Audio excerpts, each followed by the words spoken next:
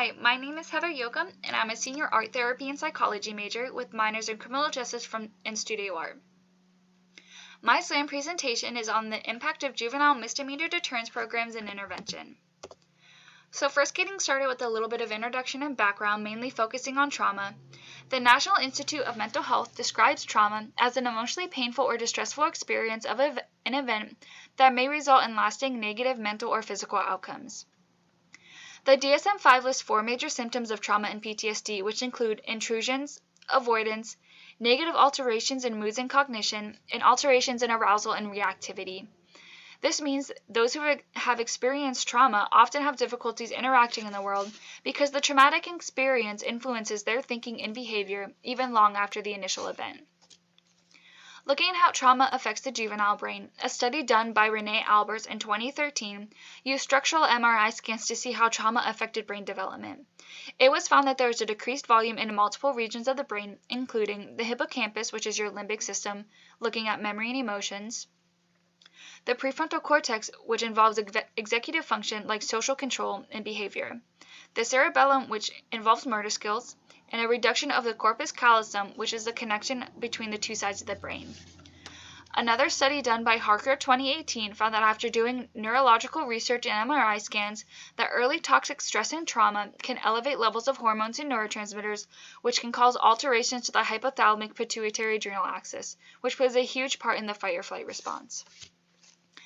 Both of these studies suggest that experiencing trauma as a juvenile can lead to decreased brain volume and affect behavior and thinking.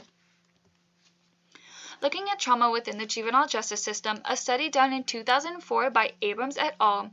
Found that out of 898 participants in Cook County, Illinois, which is home to the largest juvenile detention population, found that 92.5% of participants had experienced one major trauma in their life.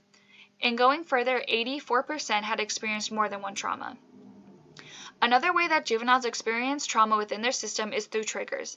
These triggers include the constant presence of authority, frequent discipline, lack of privacy, restricted movement, and even pat-downs and strip searches. These triggers can cause re-traumatization and reduces the chance of a positive shift in thinking and behavior. The recognition of this risk has led social workers and psychologists to advocate for alternative justice models and programs. One example of an alternative program is the Juvenile Misdemeanor Diversion Program. This program is at the Buncombe County courthouse and is part of the Justice Resource Center.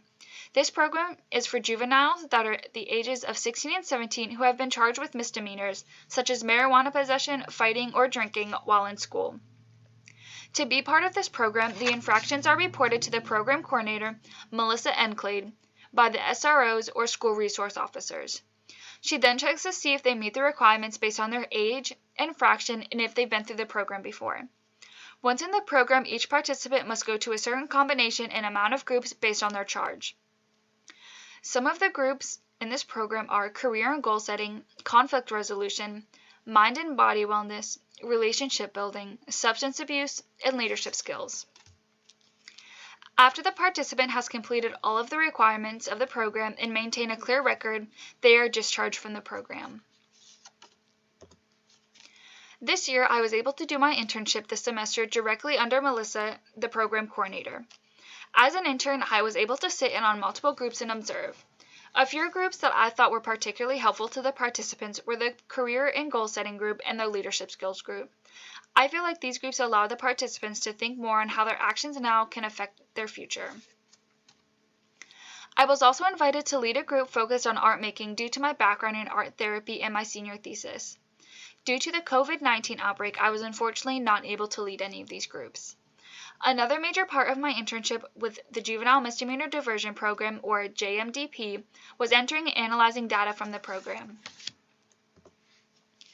The Juvenile Misdemeanor Diversion Program tracks participants in the program to understand what is working and how they can improve the program in the future. The data they collect includes a participant survey, which is given pre- and post-program. This survey asks questions based on 3 categories, which are responsible thinking, self-control, and peer relationships. By asking participants about their behavior and thinking before and after the program, the JMDP can understand if the time in the program has helped the juveniles adjust their thought patterns. Another survey used to collect data is the Adverse Childhood Experiences Questionnaire, also known as the ACE score. An adverse childhood experience is a potentially traumatic event that occurs in the childhood. It is important that these are tracked because it can indicate if the participant has faced a trauma that could affect their way of thinking or behaving. Another area of data that is collected by the JMDP is the participant's resiliency measure. This is also given pre- and post-program. This survey asks questions about the support the participant has in their life and their capacity to recover from difficulties. It is important that the resiliency scores are measured to help the JMDP to see how the program has impacted the participant in these areas. The post-program survey asks more program-specific questions, but also asks general questions if they benefited from the JMDP or not. In addition to my internship, I am taking an independent research class and was able to analyze this data for the class. My goal was to help the Juvenile Misdemeanor Diversion Program understand the impact of its program on its participants by seeing how responses changed before to after the program.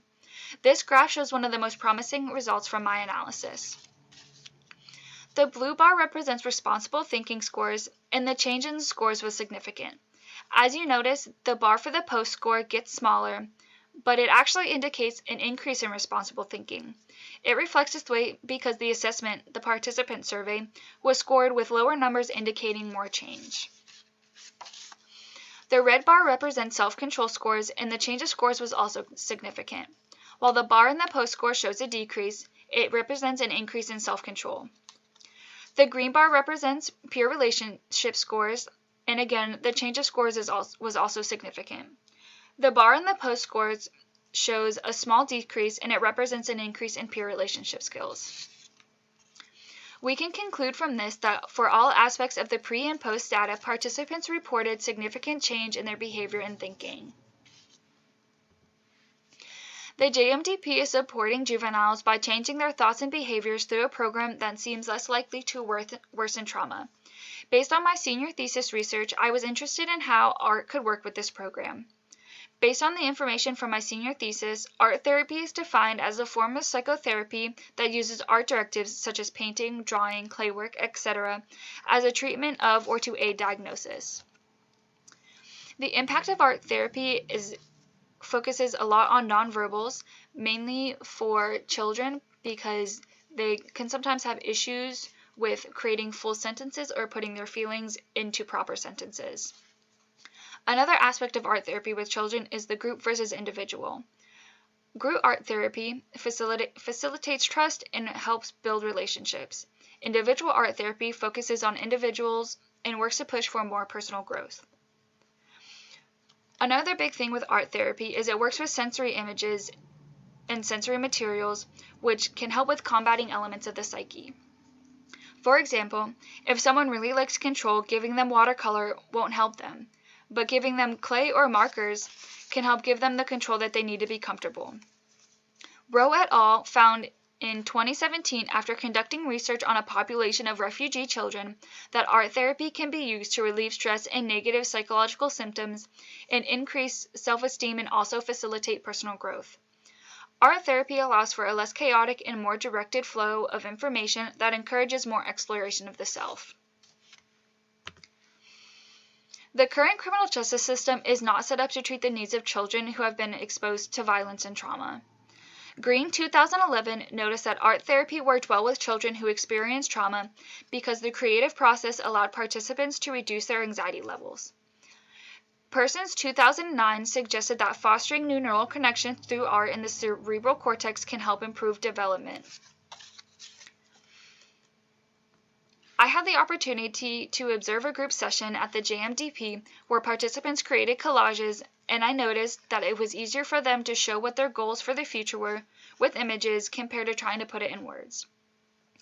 Although it has not been investigated in a controlled research study, my experience leads me to believe art-based experiences can be beneficial.